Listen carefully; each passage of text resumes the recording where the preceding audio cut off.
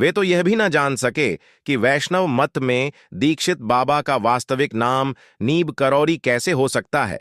इस प्रकार सब भांति अपने को छिपाकर रखना उनका प्रयोजन था। ऐसा प्रतीत होता है कि जिस कार्य के लिए वे अवतरित हुए थे उसके निर्वाह के लिए उनका ऐसा आचरण अनिवार्य था। उन्हें स्वार्थांध मनुष्यों के बीच रहकर जिनकी मनोवृत्तियों से वे वद्दा सुपरिचित होते, लोक कल्याण कार्य करना था। बाबा अपने कार्यों का श्रेय ऐसे ही लोगों को दिलाते और अपने में विपरीत गुणों का खुलकर प्रदर्शन करते थे, जिससे लोगों का ध्यान उनकी और आकृष्ट न हो। उनकी बातें उलटी सीधी हुआ करतीं, पर परिणाम में भूमि में बोए गए बीजों से उत्पन्न पौधों की भांति सदा शुभ होती।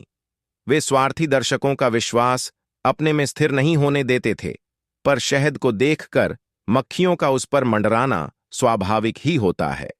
इस संबंध में एक भक्त की शंका के उत्तर में आपने एक बार कहा था, अगर आदमी हमें जान जाएगा तो दुनिया हमारे रोम रोम को नोचकर ताबीज बनाने लग जाएगी। बात सही है। आपकी चिता भस्म से भीषण रोग का उपचार भी होते देखा गया है। जहां कहीं भी उनकी लीला चमत्कृत हो उठती और दर्शकों का उसे देखकर चकित होना स्वाभाविक होता, आप अपनी योग्य माया से उनकी बुद्धि पर ऐसा पर्दा डालते कि आपके दर्शन के आगे आपकी लीला सामान्य प्रतीत होती। आप मूलतः करुणा और कृपा की साक्षात मूर्ति रहे। लोगों को रोग, शोक, दूहक और दारिद्र्य से मुक्त कर और उनमें सेवा और सद्भाव का विकास कर उन्हें यथार्थ में आस्तिक बनाने के लिए ही आप अवतरित हुए थे।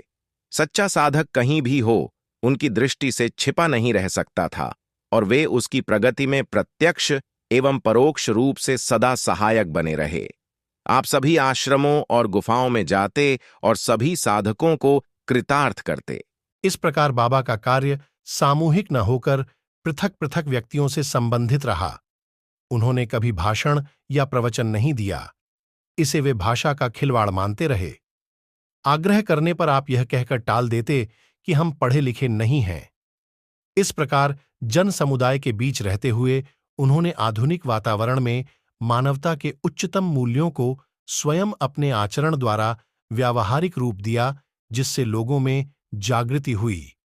उनकी मानवीय चारित्रिक विशेषताएं इस कारण शिक्षाप्रद ही नहीं, अनुकरणीय और उल्लेखनीय भी हैं।